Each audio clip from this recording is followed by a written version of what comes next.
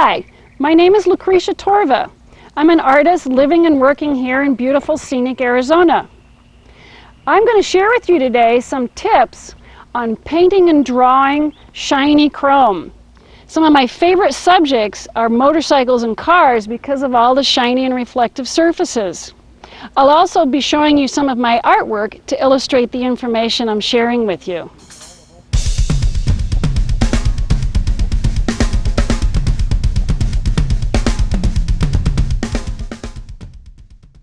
I often work on a black background. It helps create rich darks. It doesn't look unfinished or washed out if some canvas shows through, and the highlights really pop.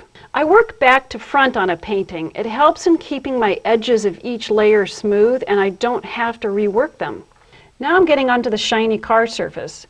I section it off into areas of different colors and values. I don't paint it all the blue of the car surface, then try to alter that blue through mixing and layering. Here's where it's really important to be bold and confident in showing reflections. See the green on the top? See the ground on the side of the car? The trees? I also use visual devices seen in photographs. See the white flares and also expanded highlights. I've come to the chrome bumper and front details. Shiny surfaces tend to display several qualities. 1, high contrast of light to dark. 2, some very crisp edges in the details. Stop yourself from too much blending and fiddling. Be bold. 3, highlights, flare, and expand beyond the edge of the object.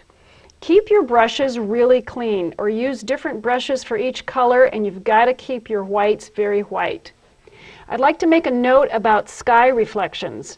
The sky directly above is really quite dark. It gets lighter at the horizon, which is what we usually notice. You can use very rich dark blues to contrast to the pure white. There is a general formula for reflective surfaces, but try not to apply it without thought. You look at the chrome as a curved mirror with lots of different things reflected in it.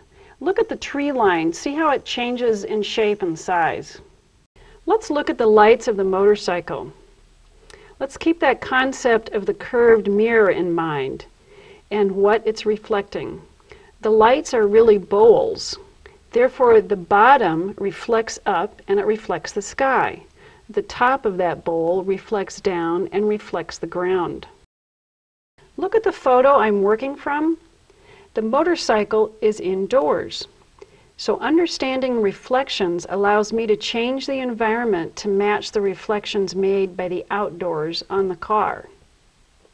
Also look at the engine of the motorcycle. On a dark background, painting that dark engine is a lot easier. Now I'm setting up the large chrome piece on the front of the fender. There's a deep, deep blue for the top of the sky. There's white along the horizon in the uneven tree line. I took the organization of this reflection from the photos information and then translated it into the outdoor environment. I apply the different areas of color, then blend some to unify it, but I don't blend too much and I don't get muddy. The letters are too small to reflect all of the environment, so basically paint a mid-tone, then add white highlights, some darks. You can add a little spot or two of the other colors found in the environment to communicate that they really are reflecting the same thing. Okay, before I talk about this drawing, let me share a little bit more about myself. I have a Bachelor's of Fine Art and a Master's of Fine Art in painting from the University of Illinois. I've done a lot of college teaching, both studio like drawing and painting, as well as art history and art appreciation. And I love inserting information about art history into my studio classes. I really think it helps students to have a lot of different examples. I'm standing next to one of my drawings. This one's called Chrome to the Bone. Now this is a drawing, and you can see it's mostly black and white. I use carbon pencil, which is very black on this white paper, the Reeves BFK.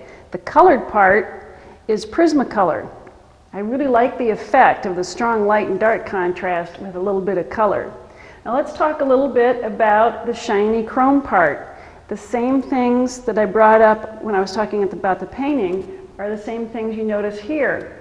the high contrast of light to dark, really hard edges in between the different areas, and a full value range from black to white is what really helps keep this looking very shiny. I'd like to point out another area in here, and that is the round air filter cover. And you can see how it doesn't look as shiny. It looks more like brushed chrome or aluminum. And that's because there are not those hard edges. You don't have as much value contrast and as much difference in light and dark. And that's what makes it look less shiny.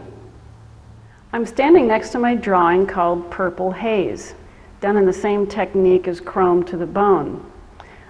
Carbon pencil on white paper with Prismacolor as the color. The title Purple Haze, of course, is Jimi Hendrix's song. And it's very fitting for the owner of this bike. Now, the thing I wanted to bring up here was the fact that the environment reflects on the shiny chrome. Well, this is something that you can actually control. You notice how all of the color here is in the chrome. It's not on the bike itself. So what I did, I planned ahead when we took the bike out. Once we had the bike in the position I wanted, I laid some purple cloth down on the ground so I knew it would reflect up into the shiny parts of the chrome. So that's how I got my color. You are actually in control. Art has changed my life in the same way that children changed my life. These are my children. I get to give birth to them, and then they go out in the world and they have their own lives. People walk up to them and they see things in them I didn't even know existed. Isn't that awesome?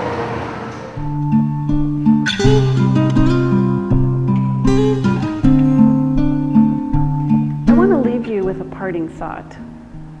To boldly go where few artists have been before.